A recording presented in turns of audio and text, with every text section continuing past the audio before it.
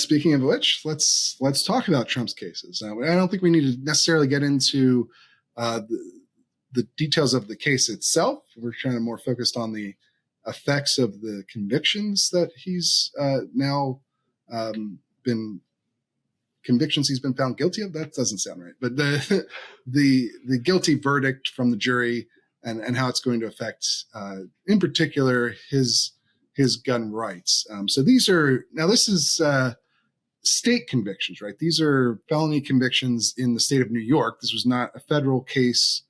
So how does that play out in terms of, Trump's ability to possess firearms? So state convictions still have federal consequences. There's what's called the felon in possession ban, which is a federal law that prohibits people who've been convicted for crimes punishable by more than a year from owning or possessing a weapon. And that fits these charges. These charges are punishable by more than a year in prison. Trump's very unlikely to get any incarceration time, but it just matters that the crime itself is punishable by that much. And all 34 counts are. So with this conviction, he becomes a, quote, prohibited person under federal law, which means everywhere he is forbidden from owning a gun.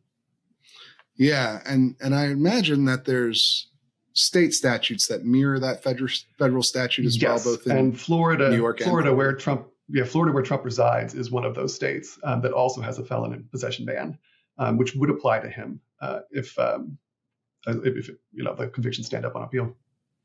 Right. So it's sort of a 3 times over situation where if he possesses a gun, it's going to be illegal in many different ways, I guess. Right. And this is sort of getting into the weeds, and maybe I'm jumping ahead of where you are. The 11th Circuit, which covers Florida, where Trump resides, recently upheld the federal felon in possession ban, even after the Supreme Court's recent change to the way we look at gun crimes. There is a slight circuit split on that. So it's possible that the Supreme Court could take up the question.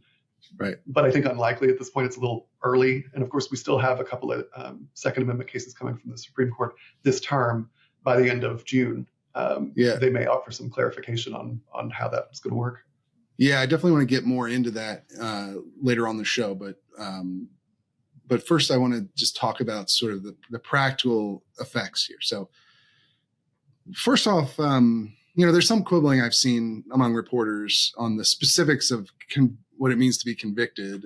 The jury handed out their verdict. When does he actually meet that felon definition under federal law? Right now. Okay. He has been convicted of these crimes, which are punishable by more than a year in prison. So you don't have to wait for sentencing or anything like that. It's just as soon as the jury's verdict. He has been convicted as of right now, or as of yesterday. But sentencing will be in a month. Before then, we've got a lot of moving parts. There's going to be what's called motions practice. Todd Blanche, that's Trump's attorney, he's going to be able to challenge the verdict. He's going to file motions saying the trial was unfair in some way. He's going to say things like Stormy Daniels' testimony should have been excluded because it was so inflammatory. Whatever he thinks could have made the trial unfair. And also he could challenge the jury instructions. I know that was in the news a lot this week. So Todd Blanche is going to do that first. Oh, the other one I would think of is venue, because Trump, of course, maintains that he can't get a fair trial in New York City. He, suggested that the trial should be moved somewhere else in the state, presumably. So we'll have a bunch of reasons that he could for appeal here, which I think they've already announced they're going to do that, and sort of foregone conclusion anyway.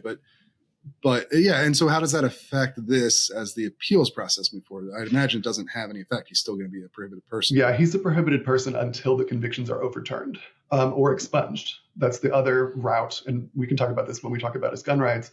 He could eventually regain his gun rights if the conviction were expunged.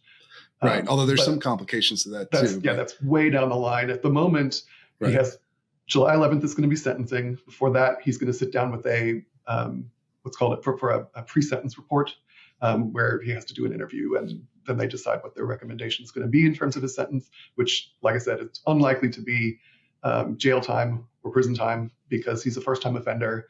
These are white-collar crimes. They're nonviolent.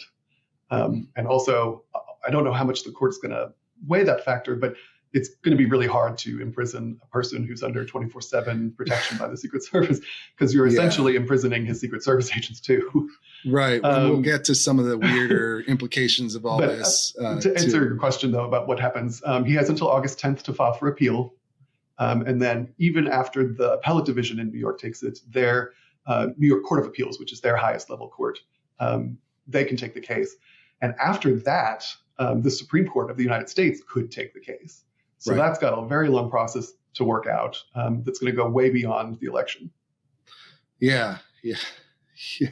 I mean, a lot of these legal troubles that he's gotten into are going to drag out way beyond the election, it sounds like. I guess that's kind of one of the key bits of the election is, whether or not the federal prosecutions would go away if he won. I mean, it seems extremely likely that he would fire those prosecutors, but that's kind of ancillary to what we're talking about. Although one point I do want to get into is that up to this point, he already had some restrictions on his gun rights, right? Because under felony indictment, I don't know, you could hopefully answer this.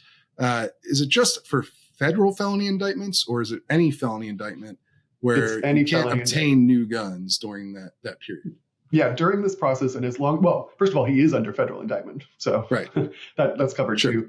But during this whole process, he's forbidden from purchasing any new weapons or obtaining them at all in any way. Like he can't be gifted them either, which actually became kind of an issue back in October when someone showed him a gun with his face on it, and he said he was going to buy it. And